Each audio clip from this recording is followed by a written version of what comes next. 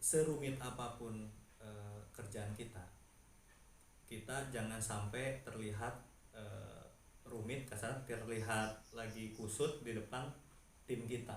Apa tuh smiling voice nih? Jangan terlalu betah di satu perusahaan.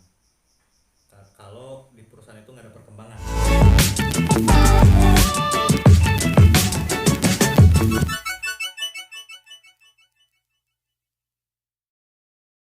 Jadi apa yang didapat dari leader sebelumnya sehingga membentuk karakter Kang Eka seperti sekarang? Yang paling berkesan tuh ada ya. Pokoknya saya kan pernah gonta-ganti leader. Cuma yang paling benar-benar berkesan tuh satu leader ini.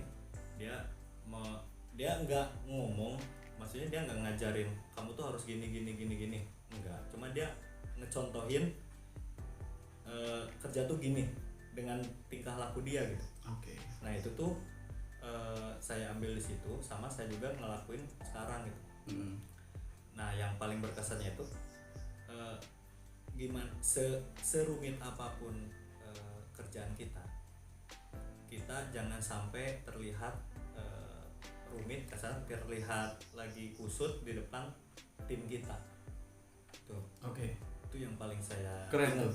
Ya, seruat apapun yang sedang kita hadapi, ya, jangan sampai terlihat kusut di benar. hadapan bawahan. Oke.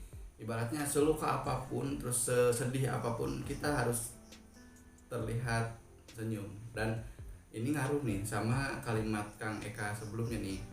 Ada yang dinamakan dengan smiling voice. Oke. Nanti saya minta penjelasan mengenai itu karena penonton saya pasti bertanya juga, apa tuh smiling voice nih?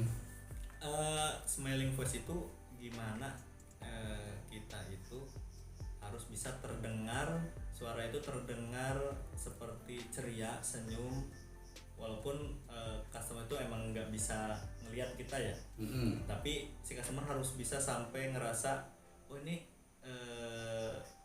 apa ya, si agent ini kayaknya ramah banget ke kita gitu. Dia tuh bisa nyaman ngobrol sama kita walaupun dia udah marah-marah, dia bisa sampai luluh gitu dengan smiling voice itu. Smiling voice. Kalau secara teknisnya gimana cara kita melatih? Waduh. Misalkan sambil tersenyum ya. Baik, Ya. apa yang bisa saya bantu gitu. Ya. Itu sambil oke. Berarti ya emang susah sih. Ya, apalagi tadi Kang Eka kalau misalkan dia ingat ya, dia sempat nyinggung juga ada karyawan-karyawan yang memang mudian. Kalau moodnya lagi nggak baik itu gimana tuh cara menerbitkan Biar tetap smiling. Gimana ya? Ya itu sih balik lagi ke karakter orangnya.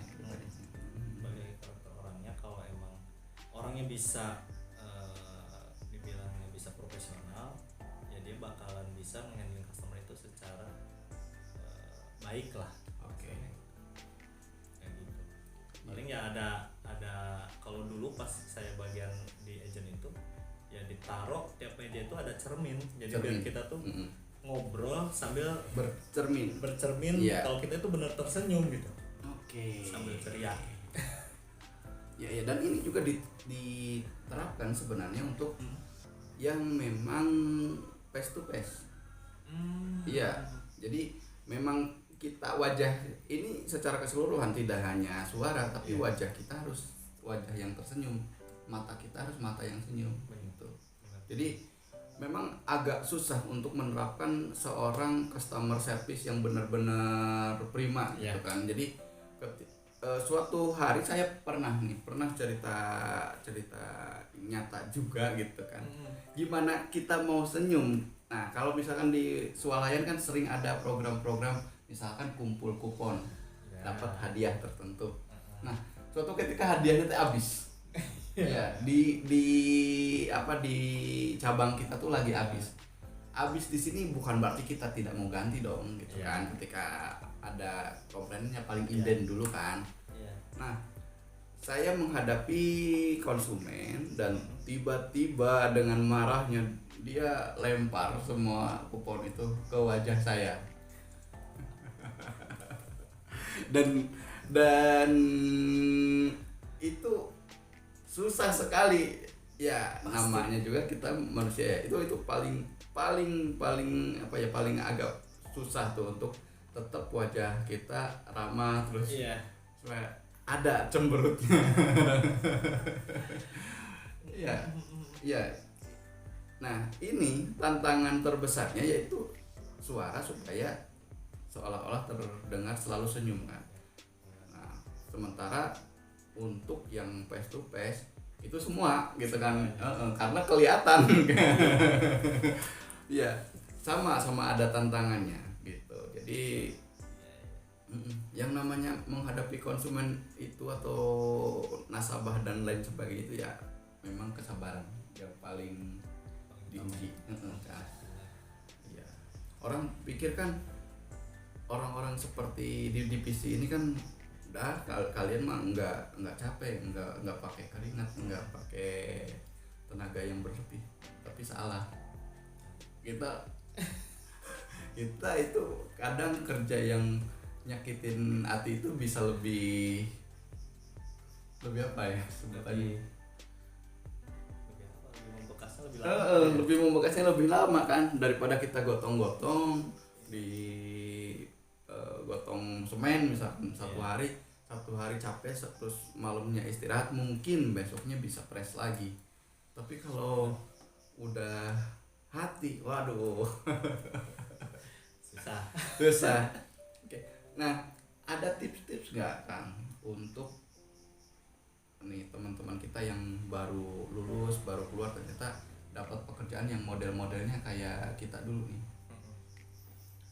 Apa ya? Tips buat biar apa nih? Pertama, tips buat apa sih?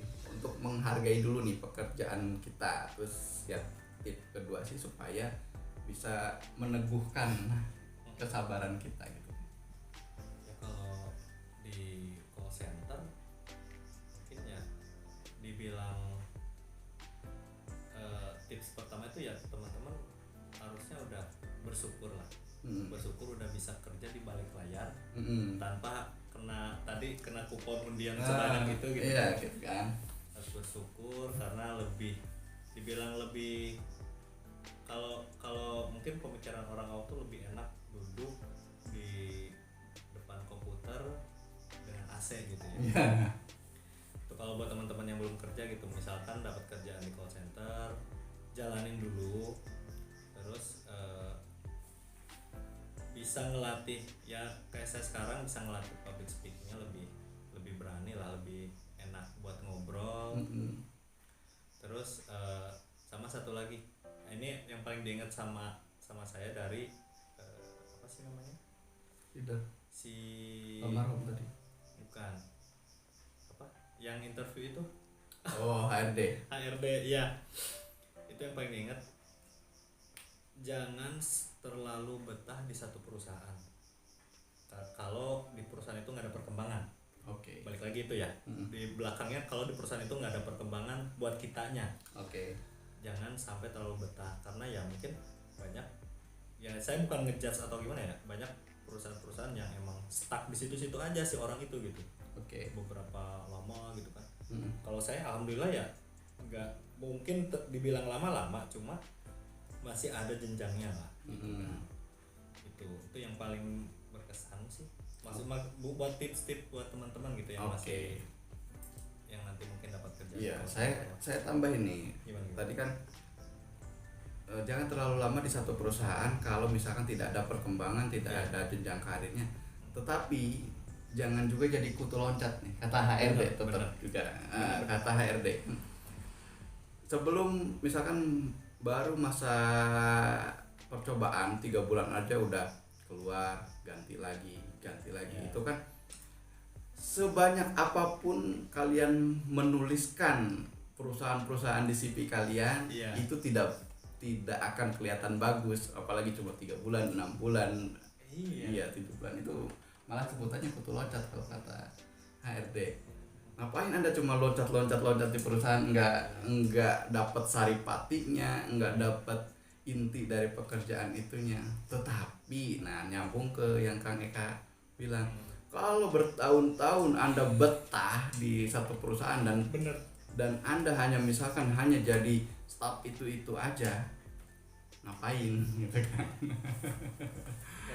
Iya, itu keren kan.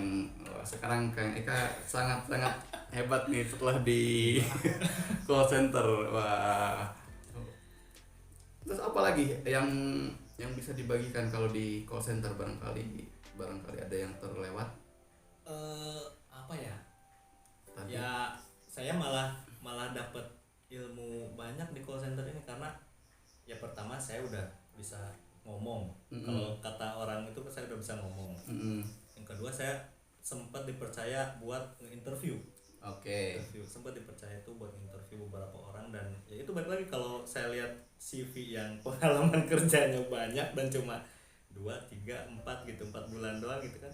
Paling ya saya nanya gitu kan, ini kenapa keluar mulu gitu kan. Gitu. Itu ya sama ada tips juga nih kalau melamar kerja. Kalau ditanya kenapa mau kerja di sini, jangan bilang buat cari pengalaman. Iya. Bilanglah buat cari duit. Iya, betul sekali. Tapi ya enggak, soalnya sekarang ini saya yang di posisi tukang rekrut orang nih. Nanti tipsnya malah dibagi. Iya, benar. Tapi sekalian juga sih, memang tadi kan ketika kita akan merekrut orang, ini sharing aja ya gitu kan, yang berdasarkan yang dialami gitu kan. Kita itu sebenarnya paling males yang namanya screening CV itu kan, screening lamaran dari sekian numpuk banyak, sementara nggak ada yang menarik gitu. Kalau misalkan harus menarik gitu kan, ya lakukanlah semenarik mungkin di CV itu, jangan template semua gitu kan. Kalau saya sendiri udah males sebenarnya yang lihat template misalkan CV-nya Microsoft Word-nya sekian tapi pas dites carilah yang beda gitu. Bener sih. Iya kan, dari sekian tumpuk masa sama semua gitu kan. Iya. Jadi ya kalau misalkan mau ngelamar yang beda ya sekalian beda lah gitu kan. Kalau seperti tip-tip yang sering saya bagikan, walaupun bercanda tapi ada benarnya juga. Misalkan di amplop lamaran ini udah nama, alamat, nah yang di bawahnya itu tulis kenal orang dalam misalkan. Itu pasti walaupun kalian tidak kenal, benar-benar tidak kenal orang dalam, tapi penasaran siapa nih orang dalamnya, minimal penasaran dibuka gitu kan. Iya gitu. Atau misalkan di email nih, tiba-tiba kalian hurufnya kapital semua. Ini kenapa ini anak? Pasti dibuka. Tapi ya jangan. Itu kasihan HRD-nya. Iya, kebetulan memang saat ini kalau secara posisi saya memang di HRD. Ya, tapi perusahaan yang belum begitu berkembang lah. Bukan belum begitu berkembang ya. Jadi ya masih belum banyak lah kan. Kalau HRD di perusahaan besar itu kan banyak sekali kan ininya, stafnya, ada HRD penggajian, ada perekrutan dan lain-lain. Kalau ini semuanya masih satu, dipegang semua ya. Masih dipegang semua. Mungkin kayak kantor Kang Eka dulu yang baru ya, ketika baru itu kan kantor baru pasti semuanya masih rangkap job desk kan gitu kan. Jadi ya nggak ada masalah sih sebenarnya ketika masih bisa di handle. Tetapi yang lebih baik itu ya sesuai dengan kemampuan dan job desknya masing-masing. Nggak usah yang, karena semakin banyak yang kita kerjakan bukan malah semakin bagus gitu kan. Jadi malah semakin ngaco, jadi yang ini belum selesai nggak fokus, yang ini belum selesai ditumpuk lagi. Oke, itu kita malam ini banyak belajar mengenai call center. Paling ini aja ya, berdasarkan pribadi aja, paling enak diteleponin sama cewek atau cowok? saya sendiri ya pribadi sama aja sih, sama aja. nggak ada yang ini. Tapi gini, ketika ditelepon ada nggak yang misalkan dari nadanya aja udah nggak enak gitu teh, jadi sebelum dia panjang lebar aja dari awal aja udah nggak enak gitu? Itu dibilang ada banyak karena pas kalau dibilang di kosan kan greeting ya, kayak selamat pagi gitu, itu baru aja udah disemprot gitu. Oh. Padahal baru udah nggak bisa ngomong gitu kan. Kalau ini berarti greeting kan, greeting terus kita menanyakan apa yang bisa dibantu dan lain-lain seperti itu. Itu ada template-nya berarti? Ada. Oh iya, berarti harus sesuai itu ya. Kalau nada suaranya, intonasinya ada juga. Ada juga. Jadi kita tuh jangan sampai terdengar suara tinggi. Kayak walaupun emang ada yang logat gitu ya. Iya. Tapi itu tuh nggak boleh. Kita harus benar-benar dibilang smooth lah, datar gitu kan. Cuma nggak terlalu tinggi, terlalu rendah. Oke. Smooth dan flat nih. Saya lebih cenderung ke smooth. Kalau flat ada flat nggak enak tuh ya. Yang flat datar. Nggak ada nada ya. Oh iya. Itu gimana kalau nggak ada? Nggak. Berarti lebih ke smooth ya, mungkin ya smooth tapi tetap memperhatikan intonasi, aksentuasi, terus juga titik komanya.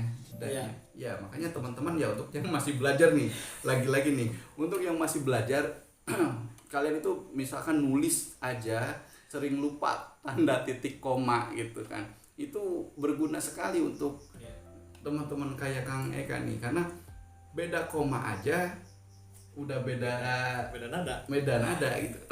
Beda arti lagi gitu kan. Iya benar.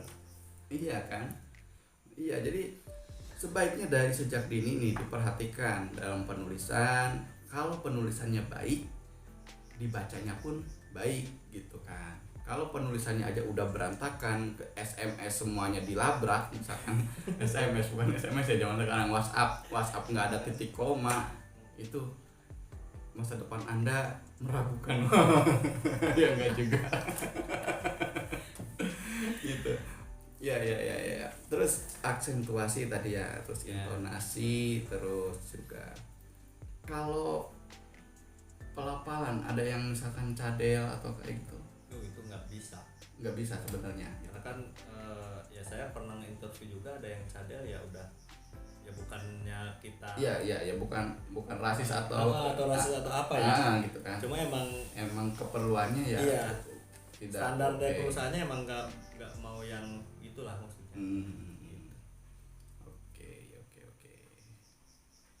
Oke, kalau misalkan bagian ini berbahaya nanti kita potong lah. Nah jadi mikir. Ya.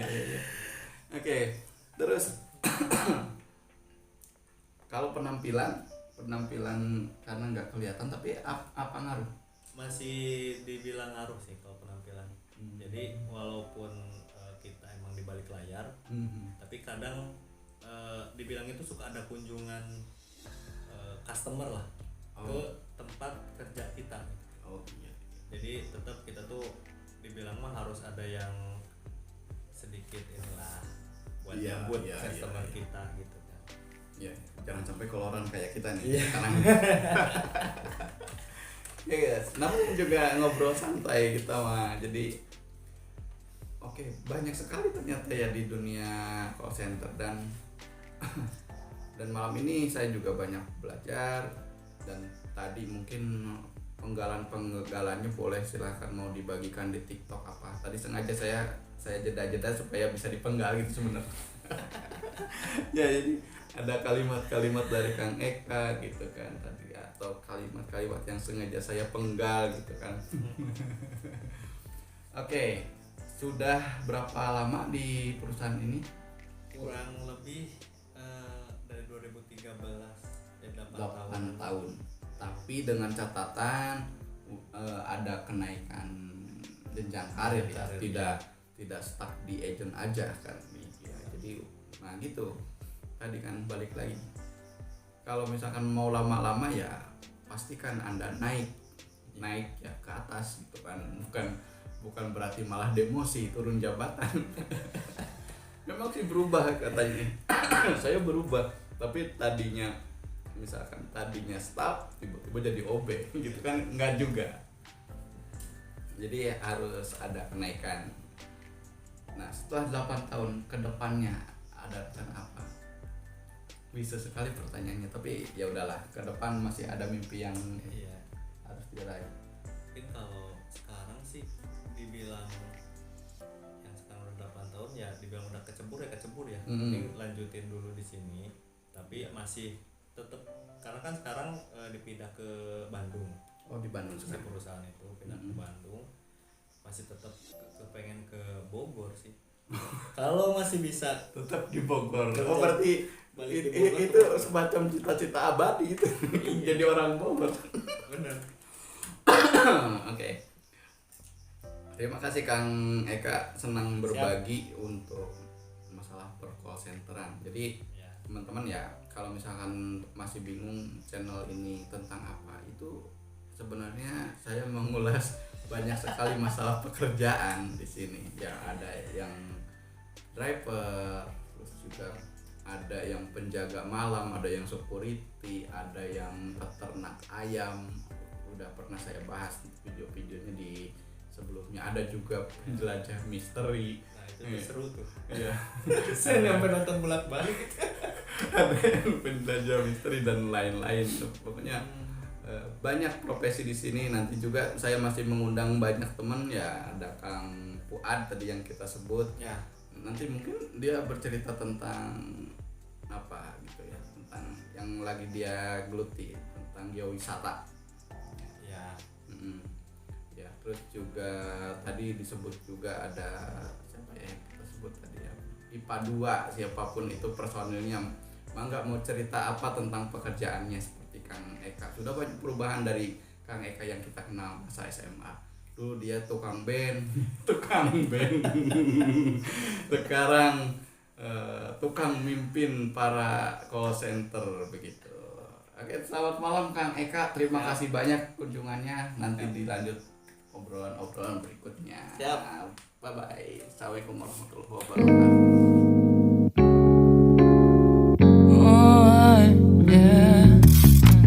Wait, we don't have to start the day yet.